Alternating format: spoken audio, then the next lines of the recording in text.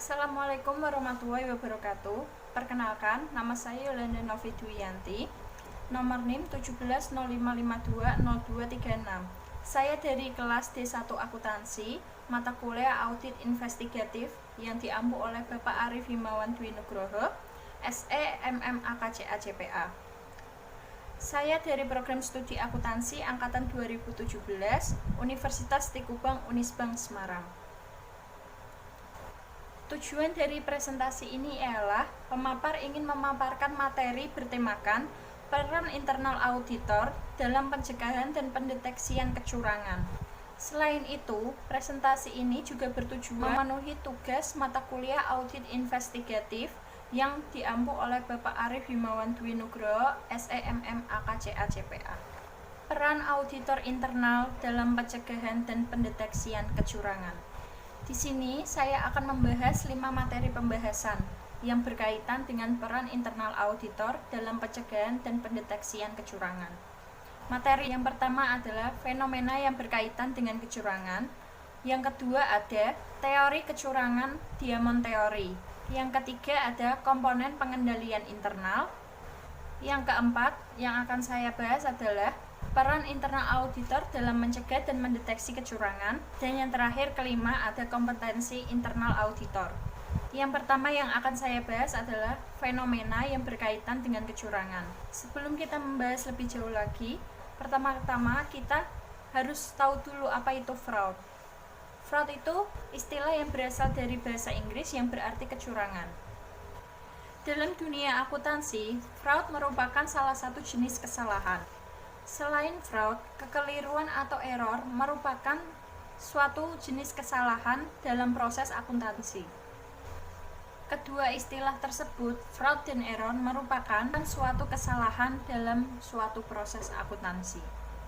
Meskipun dinilai sama, keduanya memiliki perbedaan, yaitu dilihat dari ada dan tidaknya unsur kesengajaan, di mana error atau kekeliruan terjadi karena tidak adanya unsur kesengajaan, dan sebaliknya fraud terjadi karena adanya unsur kesengajaan.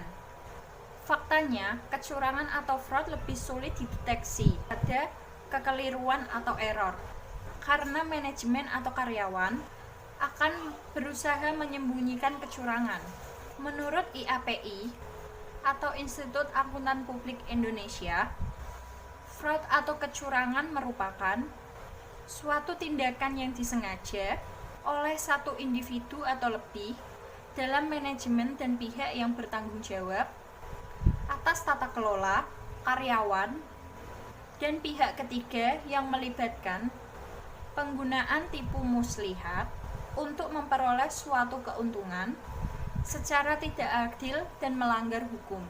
Pada dasarnya, fraud merupakan suatu ketidakberesan dan perbuatan melawan hukum yang dilakukan oleh orang luar maupun dalam perusahaan untuk memperoleh suatu keuntungan dan merugikan pihak lain. Faktor yang mendorong terjadinya fraud.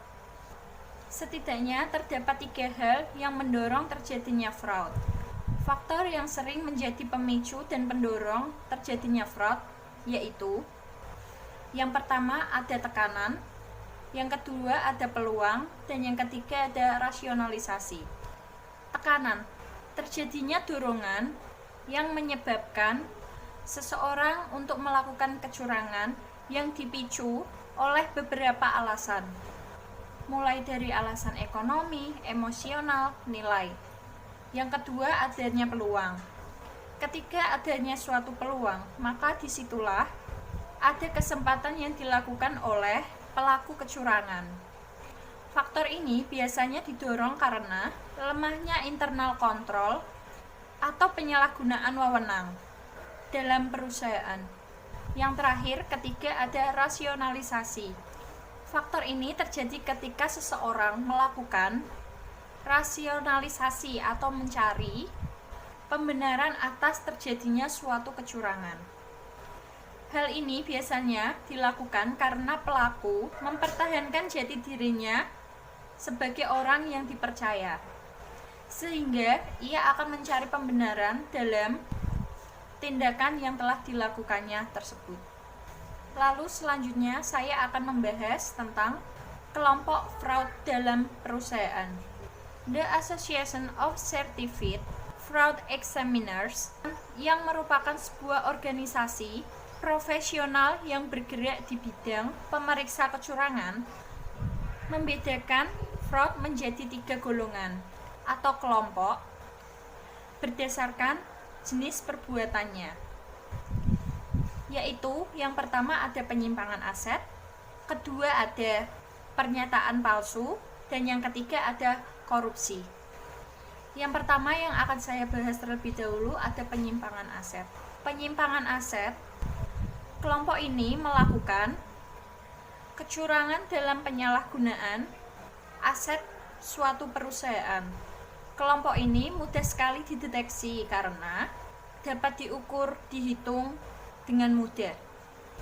Yang kedua ada pernyataan palsu. Kecurangan ini sering dilakukan oleh pihak manajemen guna untuk menutupi kondisi keuangan yang sesungguhnya dialami oleh suatu perusahaan, yang dilakukan dengan merekayasa laporan keuangan.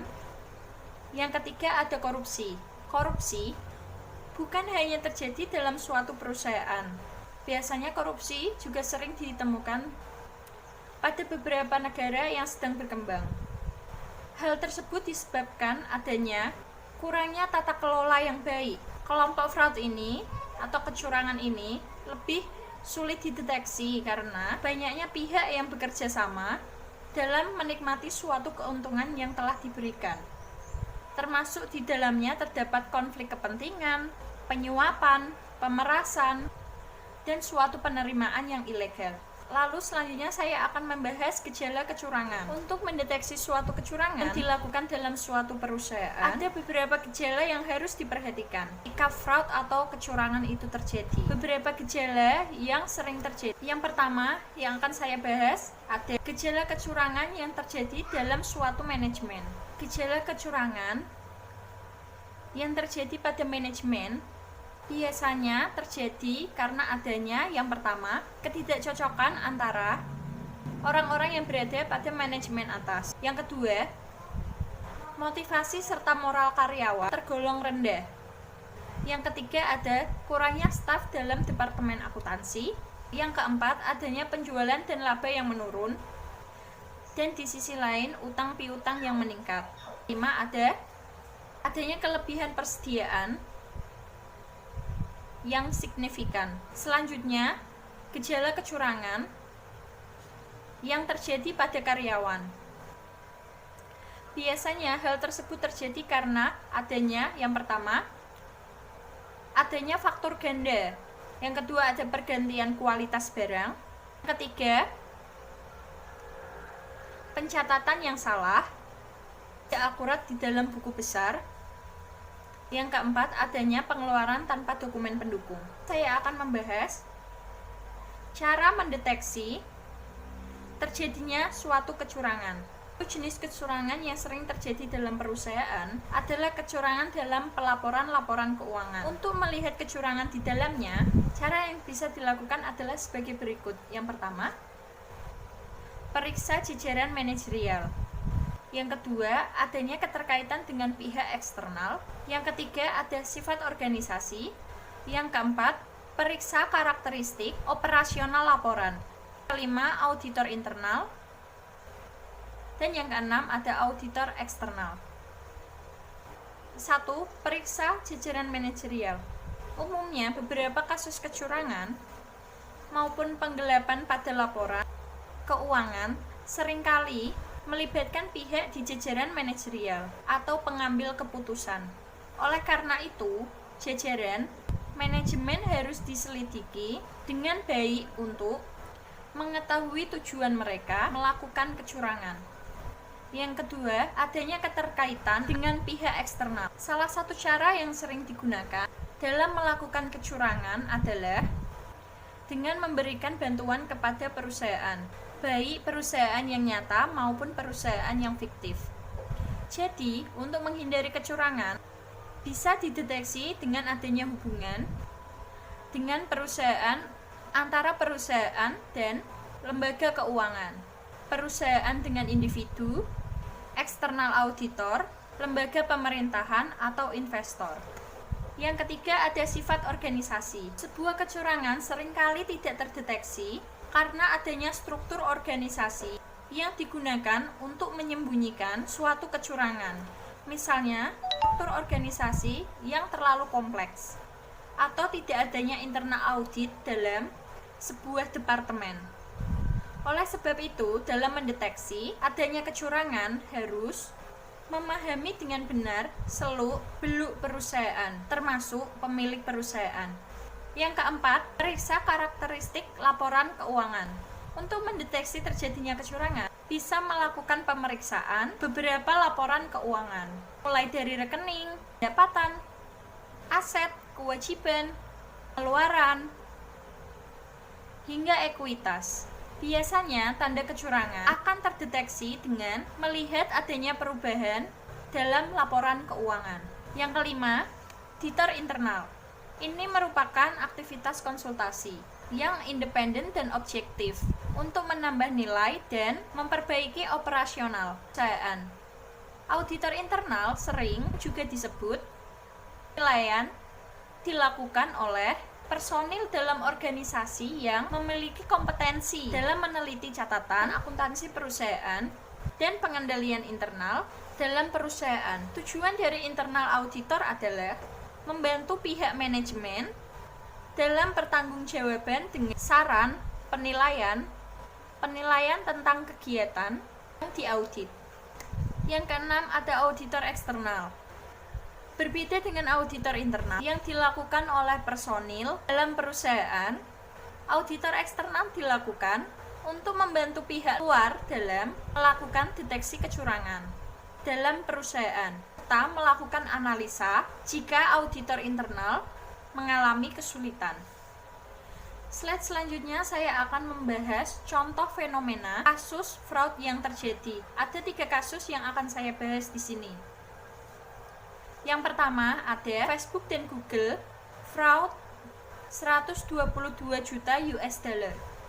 S. Valdez Remasauskas didakwa melakukan tindak kejahatan pencurian identitas, penipuan finansial, dan pencucian uang sepanjang 2013 sampai dengan 2015. Pria asal Lituania itu melakukan penipuan terhadap 2 perusahaan teknologi raksasa asal Amerika Serikat, Facebook dan Google.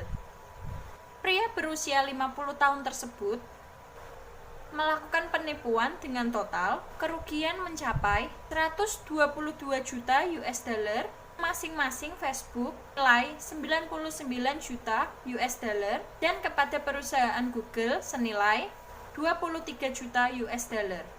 S. Valdez melakukan aksinya dengan menggunakan metode cara business email compromise atau BAC. Ia mengirimkan tagihan kepada kedua perusahaan menggunakan email beridentitas Quanta Komputer, lengkap dengan dokumen serta surat kontrak yang dipalsukan. Facebook dan Google percaya tagihan itu dan mengirimkan sejumlah uang. Namun, pada tahun 2017, aksi tersebut ketahuan dan S. Valdez akhirnya jatuhi hukuman. Kasus kecurangan atau fraud dengan menggunakan metode BAC tidak hanya dialami oleh Facebook dan Google saja. Akan tetapi, berdasarkan FBL, total kerugian yang dialami perusahaan di seluruh dunia melalui penipuan BAC mencapai 12,5 miliar US dollar. Dengan modus operasi yang dilakukan umumnya ialah membaca email dan mengirimkan seakan asli dari mitra bisnis perusahaan. Kasus fraud yang dialami oleh Facebook dan Google merupakan salah satu contoh kasus fraud jenis asset misappropriation atau penyalahgunaan aset. Selanjutnya saya akan membahas kasus kedua, yaitu poles laporan keuangan oleh Garuda Indonesia. PT Garuda Indonesia Persero Tbk mengklaim mencatatkan kinerja keuangan cemerlang pada tahun 2018 dengan laba bersih 809.000 US dollar atau sekitar 11,33 miliar rupiah.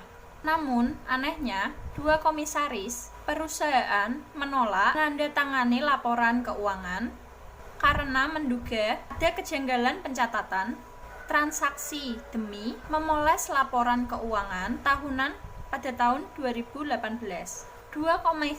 Dua komisaris tidak sepakat dengan salah satu transaksi kerjasama dengan PT Mahata Aerotechnology yang merupakan perusahaan rintisan startup penyedia teknologi Wi-Fi dibukukan sebagai pendapatan oleh manajemen. Kronologinya, Mahata bekerja sama dengan PT Citylink Indonesia yang merupakan anak usaha Garuda Indonesia, dianggap menguntungkan hingga 239,9 juta US dollar dalam kerjasama tersebut. Mahata berkomitmen menanggung seluruh penyediaan, pengoperasian, dan perawatan konektivitas. Mahata sebenarnya belum membayar sepeserpun dari total kompensasi disepakati hingga akhir 2018. Namun, manajemen tetap mencatat pendapatan sampai pada akhirnya laporan keuangan Garuda menorehkan laba bersih. Namun, hal tersebut terendus oleh pihak regulator dan pada akhirnya Bursa Efek Indonesia memberikan peringatan tertulis 3 dan mengenakan denda sebesar 250 juta rupiah kepada Garuda Indonesia serta menuntut perusahaan untuk memperbaiki dan menyajikan laporan keuangan. Skandal yang dialami oleh Garuda Indonesia ini merupakan contoh kasus fraud jenis fraudulent statement atau pernyataan palsu. Kasus ketiga yang akan saya bahas ialah sinergi BUMN berujung korupsi. Fraud melalui tindak korupsi juga terjadi di dua perusahaan pelat merah nasional, yakni PT Angkasa Pura II, Persero Tbk, dan PT Industri Telekomunikasi Indonesia, Persero Tbk. Kedua perusahaan milik negara itu memutuskan untuk bersinergi dalam menggarap proyek pengadaan baggage handling system senilai 86 miliar rupiah. Dalam prosesnya, Direktur Keuangan Angkasa Pura II diduga menerima suap sebesar 96.700 dolar dari Direktur Utama PT Inti. Pada akhirnya, Komisi Pemberantasan Korupsi atau KPK menangkap Direktur Keuangan Angkasa Pura II, Direktur Utama PT Inti, dan perantara dari PT Inti, serta menjadikan mereka sebagai tersangka. Kasus tersebut merupakan contoh fraud berjenis corruption atau korupsi. Selanjutnya, materi kedua yang akan saya bahas ialah mengenai teori kecurangan Diamond Theory. Fraud Diamond merupakan suatu pandangan baru mengenai fenomena fraud yang dikemukakan oleh Wolf dan Hermanson pada tahun 2004. Wolf dan Hermanson menyatakan bahwa secara keseluruhan fraud Diamond merupakan penyempurnaan dari fraud triangle, yaitu model fraud yang dikemukakan oleh Krejci. Adapun elemen-elemen dari fraud Diamond teori yaitu pressure, opportunity, rationalization, dan capability. Wolf dan Hermanson pada tahun 2004 berpendapat bahwa fraud Diamond merupakan teori fraud yang terdiri dari 4 faktor pendorong dalam melakukan tindakan fraud. Keempat faktor tersebut yaitu pressure atau insentif, peluang, rasionalisasi, dan kemampuan. Yang pertama, pressure atau insentif merupakan keinginan atau kebutuhan untuk melakukan fraud. Yang kedua, peluang. Peluang merupakan adanya kelemahan dalam suatu sistem sehingga memungkinkan untuk mengeksploitasi tindakan fraud. Yang ketiga ada rasionalisasi. Rasionalisasi merupakan suatu tindakan rasional yang membenarkan bahwa saya telah meyakinkan diri bahwa tindakan fraud ini mempunyai nilai resiko. Yang keempat, kemampuan. Kemampuan merupakan faktor dalam teori Freudian yang menganggap bahwa seseorang memiliki sifat dan kemampuan yang diperlukan untuk menjadi orang yang tepat untuk melakukan fraud atau kecurangan. Wolff dan Hermanson pada tahun 2004 berpendapat bahwa pembaharuan fraud triangle meningkatkan kemampuan mendeteksi dan mencegah fraud, yaitu dengan cara menambahkan elemen keempat, yaitu capability atau kemampuan. Banyak fraud yang umumnya bernominal besar tidak mungkin terjadi apabila tidak ada orang tertentu dengan capability atau kemampuan khusus yang ada dalam perusahaan. Opportunity membuka peluang atau pintu masuk bagi fraud. Pressure dan rasionalisasi yang mendorong seseorang untuk melakukan fraud atau kecurangan. Selanjutnya materi ketiga yang akan saya bahas ialah komponen pengendalian internal. Sistem pengendalian internal memiliki 5 komponen, yaitu yang pertama ada control environment atau lingkungan kontrol. Yang kedua, risk assessment atau penilaian resiko. Yang ketiga ada control activity, aktivitas kontrol. Yang keempat ada information dan communication atau informasi dan komunikasi. Yang terakhir, kelima ada monitoring atau pengawasan. Kita bahas satu persatu terlebih dahulu. Yang pertama ada control environment atau lingkungan kontrol. Lingkungan kontrol merupakan tanggung jawab dari top management untuk memastikan dengan jelas organisasi yang dipimpin memiliki integritas dan kegiatan yang tidak etis tidak akan ditoleransi. Selanjutnya yang kedua ada risk assessment atau penilaian resiko. Perusahaan harus mengidentifikasi dan menilai berbagai macam faktor yang menciptakan resiko pada bisnis dan harus menentukan bagaimana cara yang harus dilakukan dalam menangani resiko tersebut. Selanjutnya ketiga ada kontrol atau aktivitas kontrol. Untuk mengurangi aktivitas kecurangan, pihak manajemen harus membuat atau mendesain kebijakan dan prosedur untuk ditetapkan pada resiko tertentu yang dihadapi oleh perusahaan. Selanjutnya yang keempat ada information dan communication atau informasi dan komunikasi. Sistem pengendalian kontrol harus mencakup dan mengkomunikasikan semua informasi yang relevan baik pada bagian atas atau bawah organisasi dan juga mampu mengkomunikasikan informasi kepada pihak eksternal yang berkepentingan. Selanjutnya yang terakhir ada monitoring. Monitoring atau pengawasan. Sistem pengendalian internal harus diawasi secara periodik agar suatu sistem tetap memadai. Selanjutnya materi keempat yang akan saya bahas adalah peran internal auditor dalam mencegah dan mendeteksi kecurangan. Internal auditing adalah suatu penilaian yang dilakukan oleh pegawai perusahaan yang terlatih mengenai ketelitian, dapat dipercaya, efisiensi, kegunaan catatan-catatan akuntansi perusahaan, serta pengendalian intern yang terdapat dalam perusahaan. Tujuannya adalah untuk membantu pimpinan perusahaan atau manajemen dalam melaksanakan tanggung jawabnya dengan memberikan analisa, penilaian, saran, dan komentar mengenai kegiatan yang diaudit. Untuk mencapai tujuan tersebut, internal auditor melakukan kegiatan sebagai berikut. Yang pertama, menelaah dan menilai kebaikan, memadai dan tidaknya, dan penerapan sistem pengendalian manajemen, struktur pengendalian intern, dan pengendalian operasional, serta mengembangkan pengendalian yang efektif dengan biaya yang tidak terlalu mahal.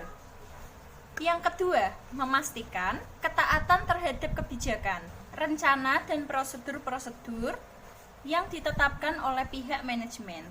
Yang ketiga, memastikan seberapa jauh harta perusahaan dipertanggungjawabkan dan dilindungi dari kemungkinan terjadinya segala bentuk pencurian, kecurangan, dan penyalahgunaan. Yang keempat, memastikan bahwa pengelolaan data yang dikembangkan dalam organisasi dapat dipercaya. Kelima, menilai mutu pekerjaan setiap bagian dalam melakukan tugas yang diberikan oleh manajemen. Yang keenam, terakhir, menyarankan perbaikan-perbaikan operasional dalam rangka meningkatkan efisiensi dan efektivitas. Dari kegiatan-kegiatan yang telah dilakukan tersebut, dapat disimpulkan bahwa internal auditor memiliki peranan antara lain: yang pertama, pencegahan kecurangan atau fraud prevention.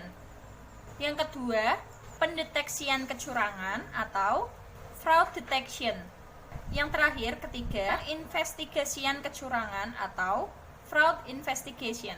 Internal audit menjadi sangat bervariasi dan tergantung kepada kebutuhan organisasi. Struktur internal audit, peran internal audit antara lain mencakup mendukung pimpinan untuk membangun proses dan program anti-fraud yang dapat dipantau dan dimonitor secara teratur dan berkala. Yang kedua, memfasilitasi penilaian resiko fraud pada instansi, unit pelaksana, dan tingkatan operasional. Yang ketiga, menghubungkan dan mendokumentasikan aktivitas pengendalian anti-fraud, mengidentifikasi resiko fraud. Yang keempat, mengevaluasi dan menguji desain efektivitas operasi program pengendalian dan anti-fraud. Kelima, melaksanakan fraud auditing atau fraud investigation. Yang keenam, melaksanakan pengawasan investigasi untuk membuktikan dugaan fraud atau penyalahgunaan lainnya. Yang ketujuh, terakhir, melaporkan kepada pimpinan instansi mengenai efektivitas instansi dalam mencegah, mendeteksi, menginvestigasi, dan memperbaiki dampak fraud yang terjadi. Selain itu, peran audit internal adalah sebagai pengawas terhadap tindak kecurangan. Audit internal bertanggung jawab untuk membantu manajemen dalam mencegah fraud dengan melakukan pengujian dan evaluasi keandalan dan efektivitas dari pengendalian seiring dengan potensi resiko terjadinya kecurangan dalam berbagai segmen. Kemampuan mendeteksi fraud adalah sebuah kecakapan atau keahlian yang dimiliki auditor untuk menemukan indikasi mengenai fraud. Materi terakhir, yaitu materi kelima yang akan saya bahas, ialah kompetensi internal auditor. Kompetensi auditor adalah kualifikasi yang dibutuhkan oleh auditor untuk melaksanakan audit dengan benar. Untuk memperoleh kompetensi, butuhkan pendidikan dan pelatihan bagi auditor yang dikenal dengan nama pendidikan profesional berkelanjutan atau Continuing Professional Education. Ada beberapa komponen dari kompetensi auditor, yakni mutu personal, pengetahuan umum, dan keahlian khusus. Mutu personal. Dalam menjalankan tugasnya, seorang auditor harus memiliki mutu personal yang baik, diantaranya seperti yang pertama, berpikiran terbuka atau open-minded. Yang kedua, berpikiran luas. Tiga, ada mampu menangani ketidakpastian. Yang keempat, ada mampu bekerja sama dalam tim. Yang kelima, ada mempunyai rasa ingin tahu. 6, mampu menerima bahwa tidak ada solusi yang mudah. Yang ketujuh, yang terakhir, menyadari bahwa beberapa temuan dapat bersifat subjektif. Samping itu, auditor juga harus memiliki kemampuan komunikasi yang baik, karena selama masa pemeriksaan banyak dilakukan wawancara dan permintaan keterangan dari auditor untuk memperoleh data. Selanjutnya ada pengetahuan umum. Seorang auditor harus memiliki pengetahuan umum untuk memahami entitas yang sedang diaudit dan membantu pelaksanaan audit. Pengetahuan dasar ini meliputi kemampuan untuk melakukan review analitis atau analytical review, pengetahuan teori organisasi untuk memahami suatu organisasi, pengetahuan auditing, dan pengetahuan tentang sektor publik. Yang tidak boleh dilupakan adalah pengetahuan akuntansi untuk membantu dalam memahami pada siklus, entitas dan laporan keuangan, serta mengolah data dan angka. Keahlian khusus yang harus dimiliki seorang auditor antara lain keahlian untuk melakukan wawancara, kemampuan membaca cepat, statistik, keterampilan mengoperasikan komputer, serta kemampuan menulis dan mempresentasikan dengan baik. Audit internal adalah salah satu fungsi utama untuk menjaga keunggulan dalam sistem manajemen. Ada banyak keterampilan, kompetensi, dan kualifikasi yang dapat membantu seseorang menjadi internal auditor, yaitu sebagai berikut. Yang pertama ada pelatihan formal, yang kedua pendidikan, yang ketiga ada kompetensi, yang keempat ada kepribadian, yang kelima memiliki pengetahuan terkait, yang keenam pengalaman. Agar seluruh situasi yang ada di perusahaan dapat tergambar dengan baik, beberapa keterampilan dan kompetensi inti wajib dimiliki oleh seorang auditor internal dalam melakukan audit internal dalam suatu perusahaan. Di antaranya, yang pertama keterampilan komunikasi, yang kedua ada keterampilan memecahkan masalah, yang ketiga ada kemampuan untuk mempromosikan nilai, yang keempat mengikuti perkembangan perubahan, yang kelima ada pengetahuan dalam audit, yang keenam pengetahuan dalam manajemen risiko. Meskipun peran auditor internal dalam organisasi bukanlah hal yang baru bagi lingkungan bisnis, namun beberapa orang yang diberikan tanggung jawab sebagai auditor internal masih belum bisa menggambarkan secara keseluruhan situasi di dalam perusahaan dan melewatkan risiko yang ada. Presentasi yang bisa saya paparkan, kurang lebihnya saya mohon maaf apabila ada kesalahan keliruan yang disengaja maupun tidak disengaja. Mohon maaf jika ada yang kurang berkenan. Wabillahi taufiq wal hidayah. Wassalamualaikum warahmatullahi wabarakatuh.